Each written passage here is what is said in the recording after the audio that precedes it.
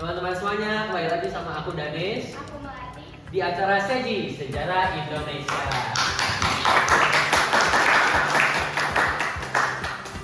Pasti kalian semua udah pada nungguin kan acara ini?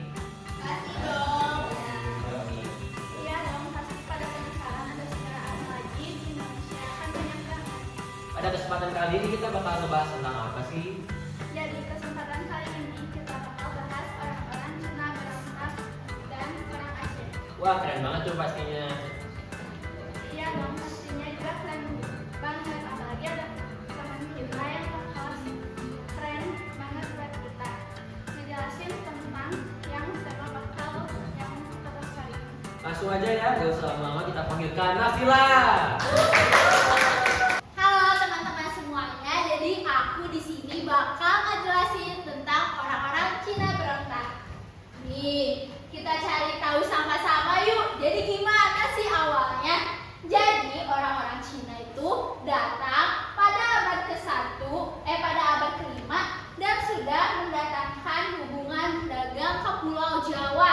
Udah kayak gitu, pada masa kerajaan-kerajaan banyak pedagang Cina yang tertinggal di Indonesia di daerah pesisir dan bahkan banyak banget nih juga yang menikah dengan penduduk Jawa. Terus ada juga pada masa VOC ini banyak banget juga orang Cina yang datang ke Jawa. Terus juga ada semua orang Cina yang datang ke Jawa ini bukan hanya orang yang kaya lah, ada kayak orang yang miskinnya juga. Terus ada juga semua orang Cina itu kayak punya etnis Tionghoa di Batavia sehingga penganggurannya itu meningkat banget. Jadi terkekalnya suatu kebebasan berdagang di wilayah Nusantara dan terjadi pungli di tubuh VOC. Contohnya ini ada surat izin bermukim yang disebut permissive verbiage atau surat pas. Jadi surat pas ini tuh kayak dimanfaatin lah sama orang-orang, jadi kayak harganya tuh murah nih, kayak misalnya cuma 2 ringgit, tapi gara-gara ada pungli itu jadi makin naik harganya kayak gitu. Terus kalau misalnya nggak punya surat itu tuh bakal dideportasi ke negaranya atau dipekerjakan di kebun-kebun para milik VOC di Sri Lanka tuh. Jadi teman-teman itu semua tuh latar belakangnya. Sekarang kita bakal lanjut ke kronologisnya gimana sih? Mari kita cari tahu.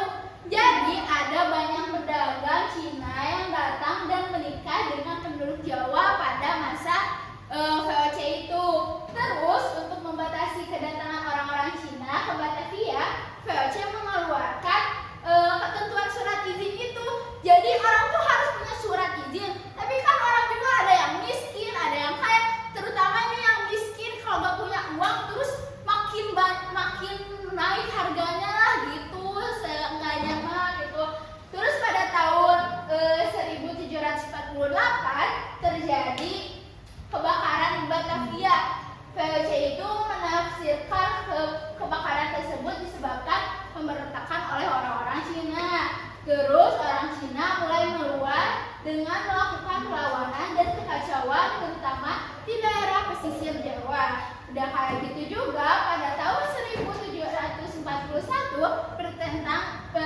benteng VOC di Kartasura itu diserang sehingga jatuh banyak korban banget. Gitu nih teman-teman kronologis dari kejadian orang-orang Cina berontak. Terus selanjutnya bakal ada nih tokoh-tokoh yang terlibatnya, siapa saja sih yang terlibat dalam orang-orang Cina itu berontak. Ada Oi Parko dan Ni Hokang. Ini adalah tokoh-tokoh yang terlibat dalam pemberontakan Cina itu teman-teman.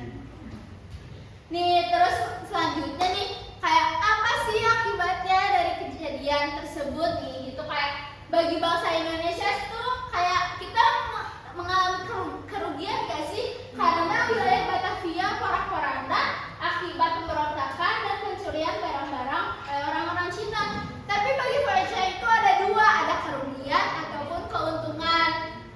Keuntungannya itu karena penyelewengan harga itu tuh harga pembuatan surat pas yang dijadikan mahal-mahal. Sedangkan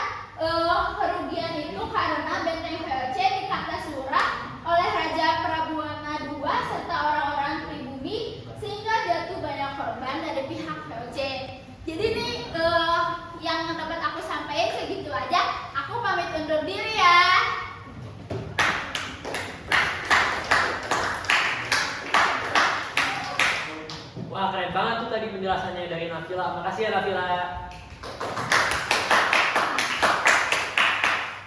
Wah, jadi bisa disimpulkan ya teman-teman.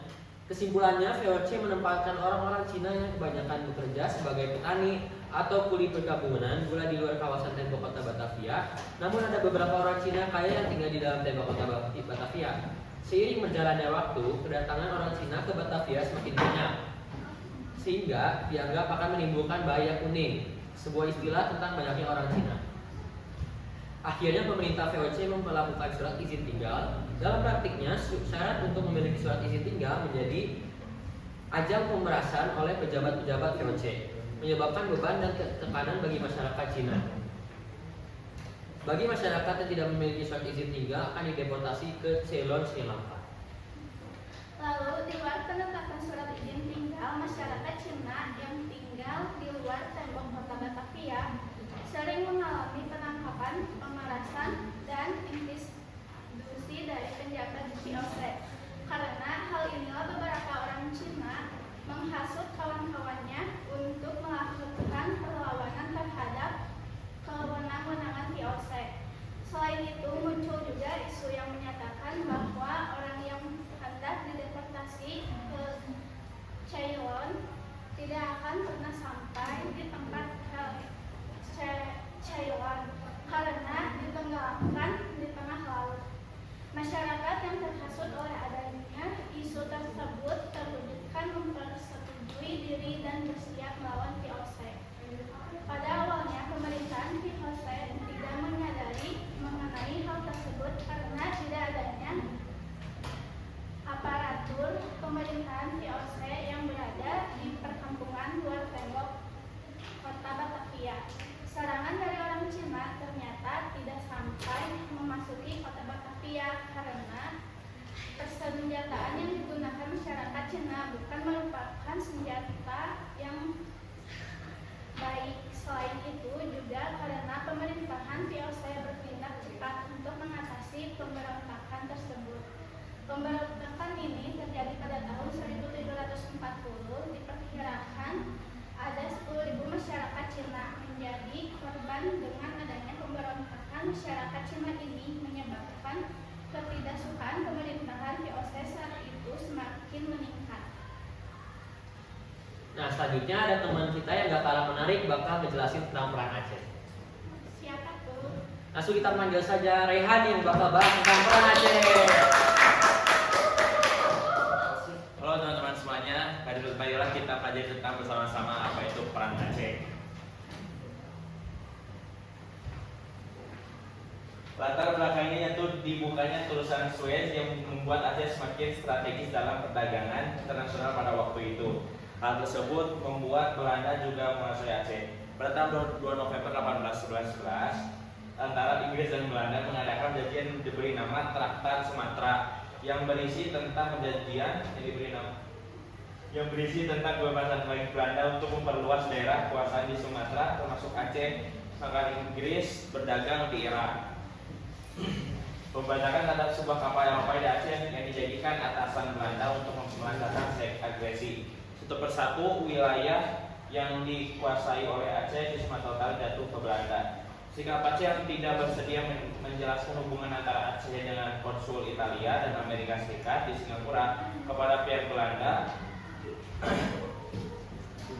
Aceh menolak ultimatum komisaris Belanda FN Nieuwenhuyen untuk mengakui kedaulatan pemerintah kolonial. 4 hari setelah penolakan tersebut, Belanda mengumumkan perang terhadap Aceh. Kronologinya, perang Aceh Belanda atau disingkat perang Aceh adalah perang Kesultanan Aceh melawan Belanda yang dimulai pada 1813 pada 1984. Pada 5 April 1873, Belanda mendarat di pantai Ceremen di bawah pimpinan Johann Herman Rudolf Kohler dan langsung bisa menguasai Mesir Raya Baitul-Rahman. Kohler saat itu membawa 3.198 tentara, sebanyak 168 diantaranya para perwira. Selama perang, Aceh Van Hertz telah menciptakan surat pendek Korte Verklaring Aceh Van Hertz, traktat pendek tentang penyerahan yang harus ditandatangani oleh para pemimpin Aceh yang telah tertangkap dan menyerah. Tokoh yang terlibat ada Cut Nyadim, Cut Mutia, dan Tekunya Arif. Dan dampak-dampaknya itu ada dua. Dampak akhir peperangan Aceh harus mampu kedaulatan Belanda dan menyerahkan ke seluruh wilayah kekuasaannya. Perang Aceh yang terjadi cukup lama membuat pemerintahan Belanda dilanda krisis moneter. Terima kasih dari saya.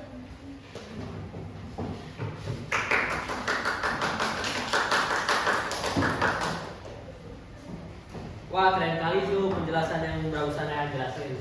Nah, teman-teman, kita udah di ujung acara. Ada satu buah kutipan, sejarah bukan seni bernostalgia, tapi sejarah adalah ibrah, pelajaran yang bisa kita tarik ke masa sekarang untuk mempersiapkan masa depan yang lebih baik.